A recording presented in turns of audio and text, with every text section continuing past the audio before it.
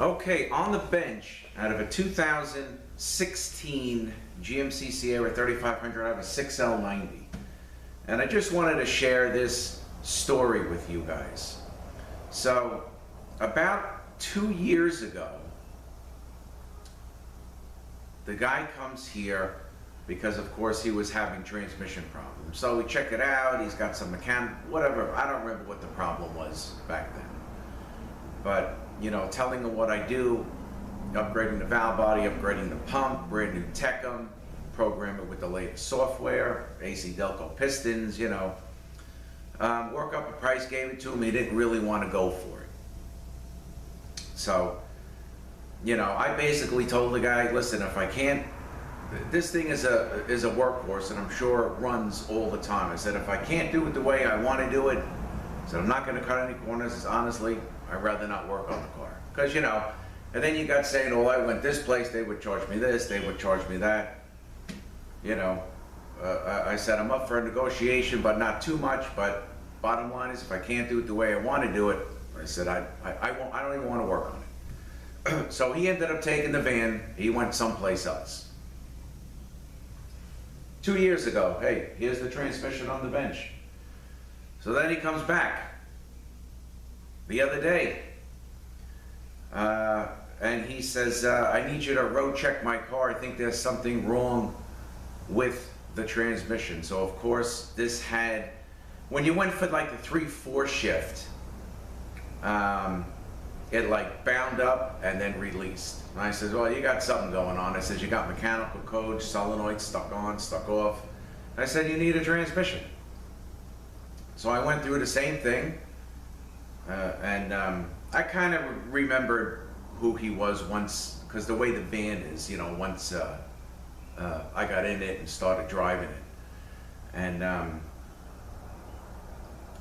so he agreed and left it, and we got this thing out. And I asked him what, you know, I said, what did you do the last time?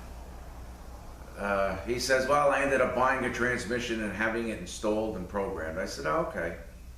I didn't even ask him how much it was, but again, here's the transmission on the bench. So we get it on, I get it on the bench, and I'm drop the pan. It looks like there's pieces of a bearing in the pan. You know, I do these 6L80s, 6L90s all the time. Never really seen a bearing go bad, so I was interested to see what I was going to find. Give me 1 second.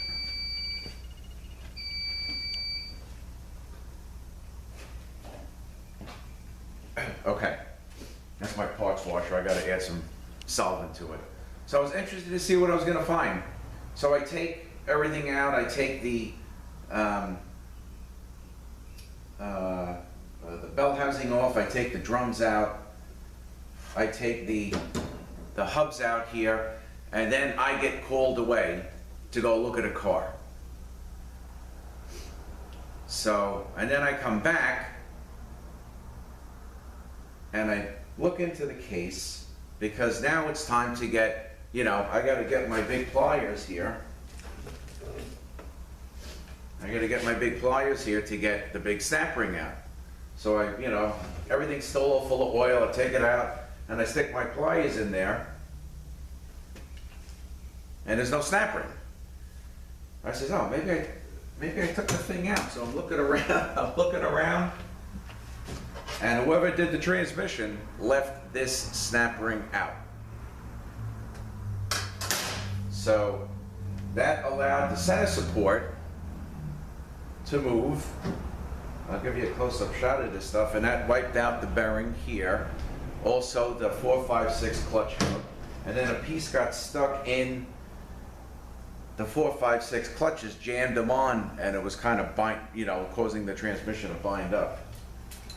So I don't know where the guy got the transmission from, or whatever the case may be, but they left this snap ring completely out. How that could be is beyond me. I don't know. So let me give you a quick close-up shot of this stuff, but it's just a story that I wanted to share with you guys.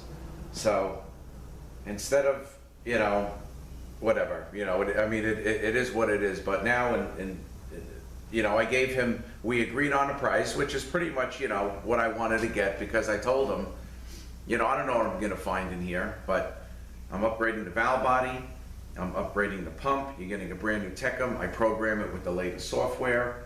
I said I only use AC Delco pistons, exiting frictions, OE filters, and billet converters. I said, you know, that's it, that's the way I build the transmission.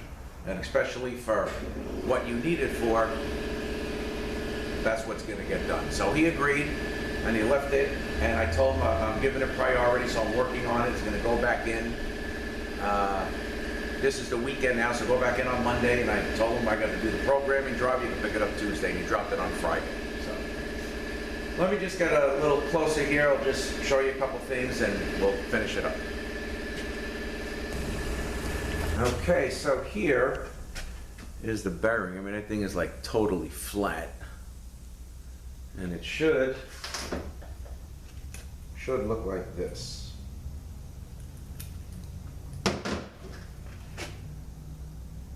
That's a good one. There is the bad one. Okay. 4, 5, 6 frictions totally wiped out. I got clutches and steels, you know, in the clutch drum. Here is the hub, which, you know, I don't really care for. You know, anything questionable, I always say, when in doubt, throw it out. So I got another hub, and of course, hey, the big snap ring. So this is beveled on one side, the flat side will go down, the bevel will face up. And this I put opening in the 9 o'clock position. All right, so there you have it. A big oops on whoever built this transmission. But when this thing is done, she'll be good to go. All right, guys, thanks for watching. Have a great day. We'll see you next one.